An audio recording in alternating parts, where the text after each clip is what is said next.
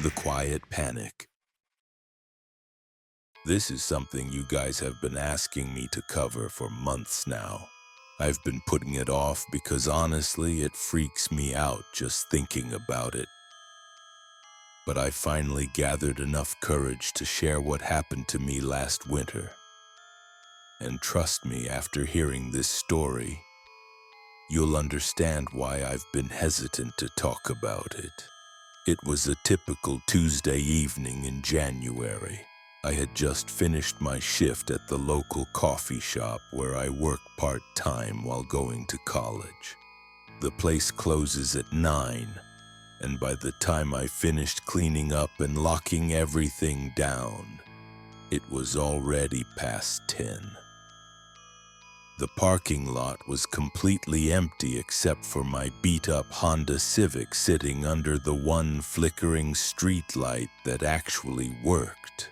I remember feeling exhausted that night. We'd been slammed all day with the usual post-holiday crowd trying to get back into their routines. My feet were killing me, and all I wanted was to get home, throw on some Netflix, and crash. I grabbed my keys from my pocket and headed toward my car, not thinking much of anything really. That's when I first noticed it. As I was walking across the parking lot, I heard footsteps behind me. Not unusual, right? Except when I turned around, there was nobody there. The entire lot was empty. I figured maybe it was just the echo of my own footsteps bouncing off the buildings, so I kept walking. But then I heard them again, and this time they were definitely not matching my pace. I stopped dead in my tracks and spun around. Nothing. Just empty asphalt and that annoying flickering light casting weird shadows everywhere. The whole situation gave me this uneasy feeling in my stomach, but I tried to shake it off. I was tired, it was late, and my mind was probably just playing tricks on me. I got to my car and fumbled with the keys for a second. That's when I heard it again, but this time it was different. The footsteps weren't just behind me anymore. They were right next to me, like someone was standing directly beside my car. I could actually hear the gravel crunching under what sounded like heavy boots. My hands started shaking as I tried to get the key into the lock. Old cars, you know how they are. The key wouldn't go in smoothly, and I'm standing there jiggling it while these phantom footsteps are getting closer and closer. Finally, the door unlocked, and I practically threw myself into the driver's seat. I sat there for a minute, breathing heavily and trying to calm down. Through the windshield, I could see the entire parking lot, and it was still completely empty. No other cars, no people, nothing. But here's the thing that really got to me. Even sitting inside my car with the doors locked, I could still hear those footsteps. They were walking in a slow circle around my vehicle. I started the engine as fast as I could and peeled out of there like my life depended on it. The whole drive home, I kept checking my rear-view mirror, half expecting to see someone following me. But the roads were empty, and by the time I got to my apartment, I was starting to convince myself that the whole thing was just stress and exhaustion messing with my head. That night, I barely slept. Every little sound in my apartment building had me on edge. The neighbor's TV, someone walking down the hallway, even the heating system kicking on. I kept telling myself it was nothing, just a weird experience brought on by being overtired. But then it happened again the next night, and the night after that. And pretty soon I realized this wasn't just my imagination running wild. Something was following me, and it was getting bolder. The second time was at the grocery store. I was doing my weekly shopping, nothing exciting, just grabbing some milk and cereal and whatever else I needed. It was around 8 in the evening, so the store wasn't too crowded, but there were definitely other people around. I was in the cereal aisle trying to decide between two different brands when I heard someone walking behind me. I glanced over my shoulder and saw this older woman pushing her cart in the opposite direction. Normal enough. But then I heard more footsteps, heavier ones right behind me. When I turned around this time, there was nobody there. The aisle was empty except for me and that woman who was already 3 aisles over by now. I grabbed the first box of cereal I saw and headed toward the checkout. But as I'm walking through the store, I kept hearing these footsteps matching my pace exactly, step for step, like someone was deliberately trying to stay right behind me. Other shoppers were giving me weird looks because I kept stopping and turning around, scanning the area like some kind of paranoid lunatic. At the self-checkout, things got even weirder. I'm scanning my items and I can hear someone breathing right over my shoulder. Not heavy breathing, just normal, quiet breathing, like someone standing way too close in your personal space. The hair on the back of my neck was standing up and I had goosebumps running down my arms. I finished scanning as quickly as possible and got out of there. In the parking lot, the footsteps were back, following me to my car. This time, I decided to test something. I stopped walking and listened. The footsteps stopped too. I took a few steps to the left. The footsteps followed. I started walking faster toward my car, and whoever was behind me picked up the pace to match. By now, I was genuinely scared. This wasn't just some random coincidence or my mind playing tricks on me. Something was definitely following me, and it was intelligent enough to respond to my movements. But every time I looked, there was nothing there. No person, no shadow, nothing that could explain what I was hearing. I started researching online, trying to find some explanation for what was happening to me. Most of what I found was either complete nonsense or people sharing similar experiences that sounded just as crazy as mine. But the more I read, the more I realized that this kind of thing happens to more people than you'd think. There were dozens of forums and message boards where people described almost identical experiences. The footsteps, the feeling of being watched, the sense that someone was standing right next to you even when you were completely alone. Some people called it shadow people. Others thought it might be some kind of spiritual attachment. A few suggested it could be sleep deprivation or stress causing auditory hallucinations. But here's what really convinced me that this was something real and not just in my head. My cat started acting weird. I have this orange tabby named Chester who's usually pretty chill.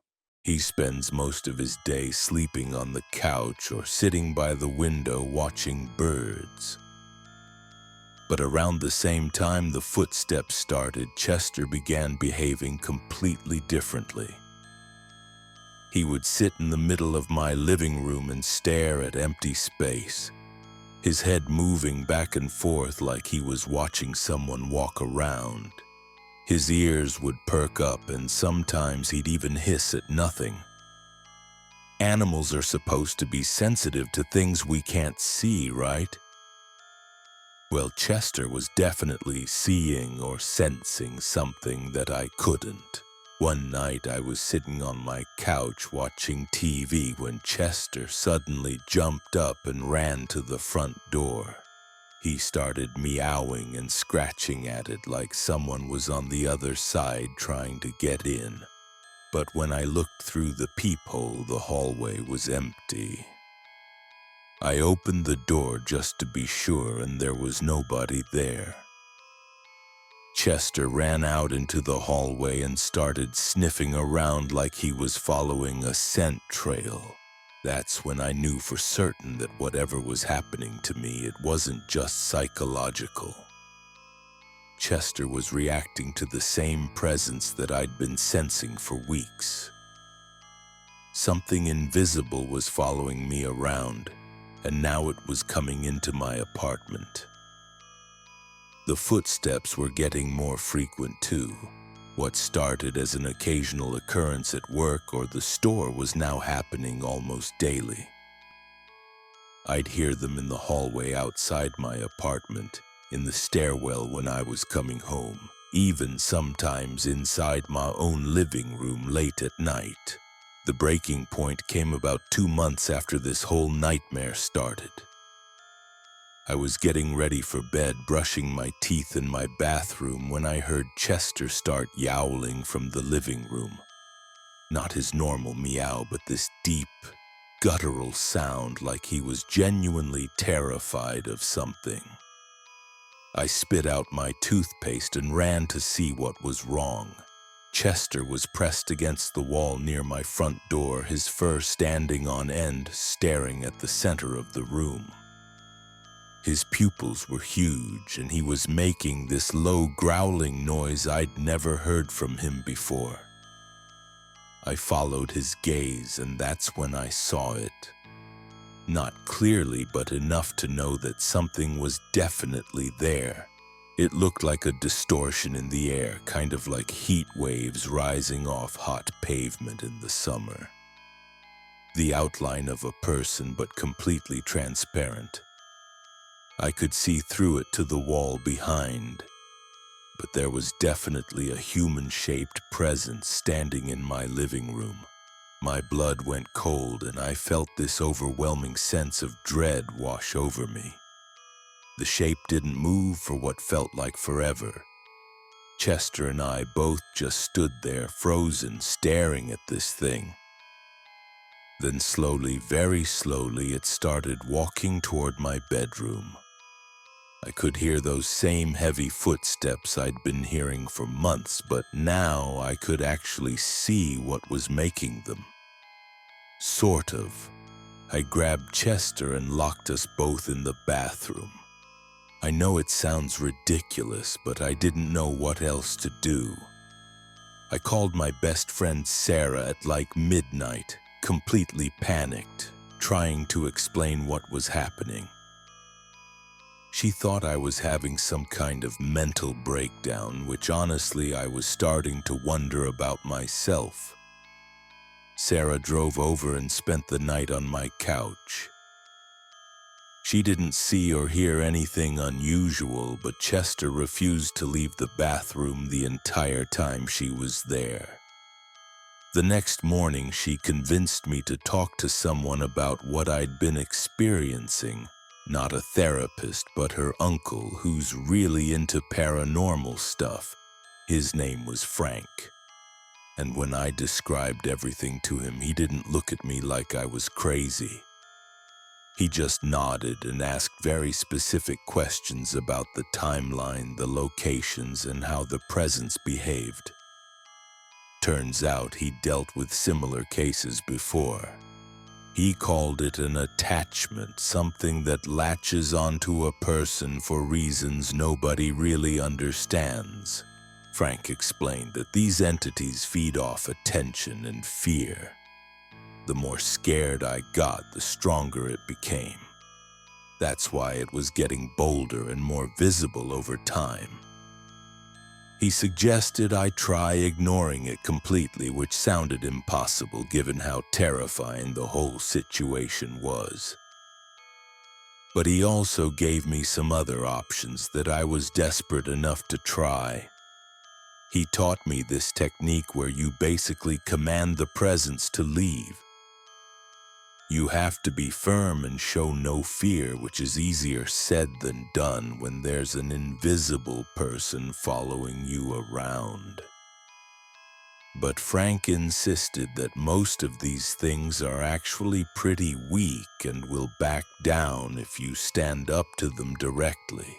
That night, when I heard the footsteps in my living room, I took a deep breath and walked out there. I could see that same heat wave distortion standing near my TV.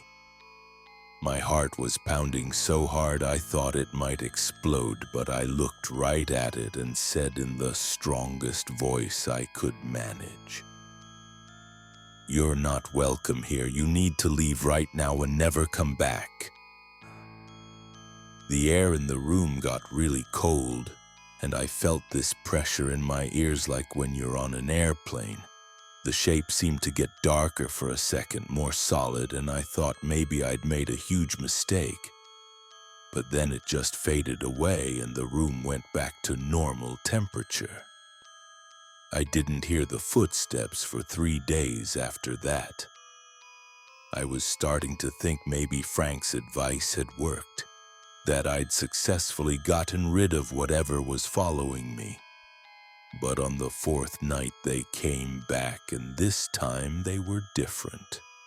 More aggressive, louder, like whatever it was had gotten angry about being confronted. The footsteps would stomp around my apartment for hours. Chester started hiding under my bed and wouldn't come out even for food. I was barely sleeping, constantly on edge, jumping at every little sound. My grades were suffering. My boss at the coffee shop asked if everything was okay because I looked terrible, and I was starting to lose weight from stress. Frank told me that sometimes confronting these things makes them fight back harder before they finally give up. He compared it to a kid throwing a tantrum when they don't get their way. But he also warned me that if the direct approach didn't work, we might need to try something more drastic. The final confrontation happened on a Friday night in March. I was lying in bed, trying to fall asleep despite the constant pacing I could hear in my living room. The footsteps were getting closer to my bedroom door, which had never happened before. Whatever this thing was, it had always kept its distance from where I slept. But that night I heard my bedroom door creak open. I didn't move, didn't even breathe, just laid there with my eyes closed, pretending to be asleep. The footsteps came into my room and stopped right next to my bed. I could feel something leaning over me, and the temperature dropped so much that I could see my breath. That's when I'd had enough. I sat up, looked directly at where I sensed the presence, and screamed at it with everything I had. I told it I wasn't afraid anymore, that it had no power over me, and that it needed to get out of my life permanently. I was crying and shaking, but I meant every word. The room went completely silent.